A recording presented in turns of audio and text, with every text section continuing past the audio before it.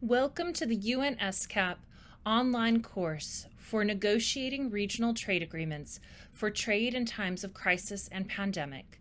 My name is Katrin Kuhlman. I'm a visiting professor of law at Georgetown Law School and the president and founder of the New Markets Lab, a law and development center. This is Module 1, the introduction to the course. The handbook was developed in the midst of the COVID-19 pandemic, which has strained supply chains and caused a spate of unilateral state measures, clearly illustrating the weaknesses and vulnerabilities in the global trading system and global trading rules. At the same time as the pandemic has gone on, the WTO has been increasingly focused on for reform due to the widening systemic inequalities, increasing economic diversity among members, and the massive changes propelled by technological advancement. Concurrently, we've seen a proliferation of regional trade agreements, or RTAs. RTAs have been a vehicle for deeper economic integration than has been possible through multilateral negotiations, particularly given that multilateral negotiations have stalled. Often RTAs will include something called WTO plus commitments on topics like intellectual property rights, for example, TRIPS plus commitments, which we'll talk about in the session on IPR.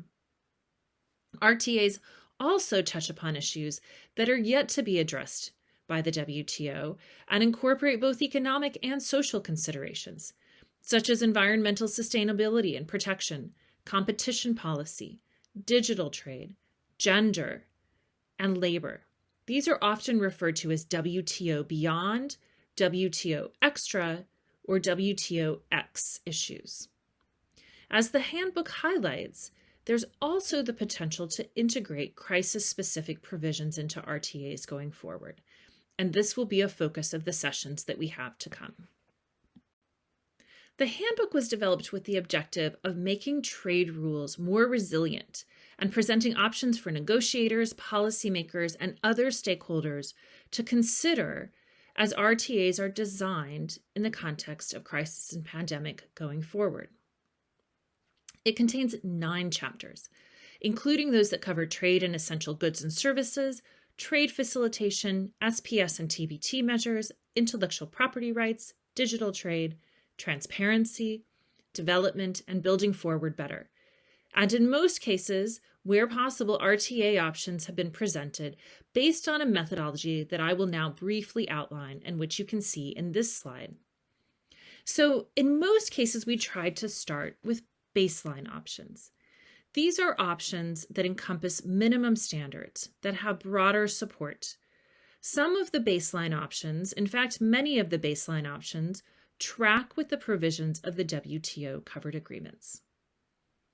Then going out from there, we identified baseline plus options. These go beyond a minimum standard to establish disciplines that are particularly tailored to responding to crises within a particular issue area, building upon, however, rather than undermining global norms. And then in some cases, we identified discretionary options. These tend to expand policy space, which is an important consideration for governments, of course, but they sometimes do so at the expense of trading partners or third-party stakeholders and do need to be very carefully considered. There are 2 other types of options that we identified in the handbook. One, in some cases, where we could not identify a baseline option due to lack of a consensus, for example, the varying approaches to digital trade, the handbook provides common elements and example options. In other cases where a baseline option doesn't exist, perhaps because this is an area that has not yet been covered in an RTA, the handbook includes sample model provisions. These are mainly provisions that are tailored, in particular, to crisis and pandemic. In all cases, with all of the options presented, we explain them carefully, looking at the possible strengths and weaknesses and considerations that stakeholders and governments should consider when looking at these options in the context of future RTAs.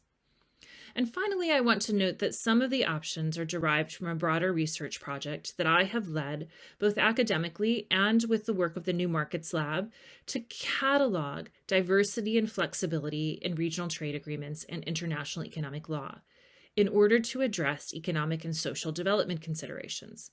This is contained in several papers, which are referenced here and in the illustrative sources at the end of this session. Before turning to the individual modules, I wanted to give an overview of the handbook and its chapters. The first chapter covers the COVID-19 pandemic and country responses. It does present how countries have responded to the crisis, assessing how policy responses could perhaps be better approached in the future. And it focuses in particular on the relationship between the pandemic and international trading rules, looking at vulnerabilities that have been faced by particular stakeholders and also vulnerabilities in the system of rules itself, both of which serve as the basis for the RTA options that follow.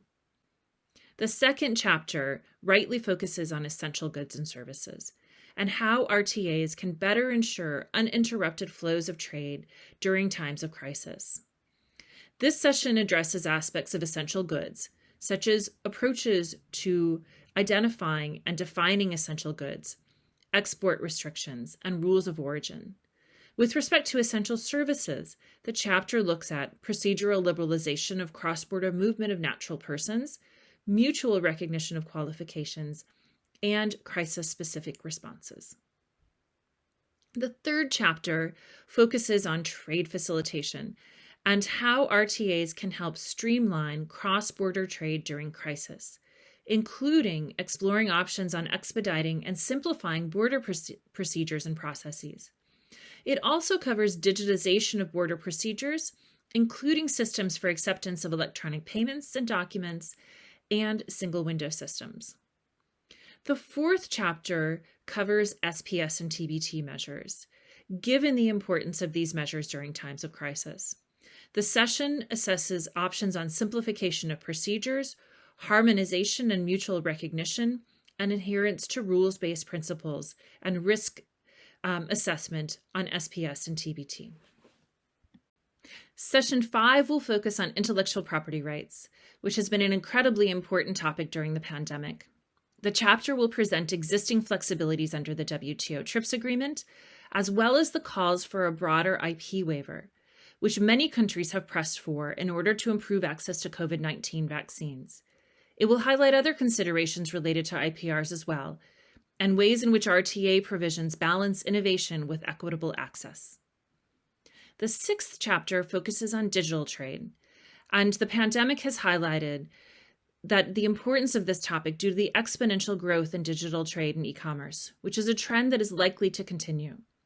There is not yet consensus on international rules related to digital trade. However, many RTAs are covering this topic more and more extensively. This session will focus on RTA options related to key aspects of digital trade, namely data privacy, cross-border data flows, data localization, consumer protection, electronic signatures, and digital inclusion, which is an increasingly important topic. The seventh chapter will focus on transparency, which has been a central concern in terms of facilitating trade during the pandemic, especially due to the unilateral measures that have been prevalent. The session will explore RTA options to enhance transparency during crisis situations, such as publication of measures, accountability, and information sharing, looking in particular also at the interplay between RTA provisions and WTO measures in this area.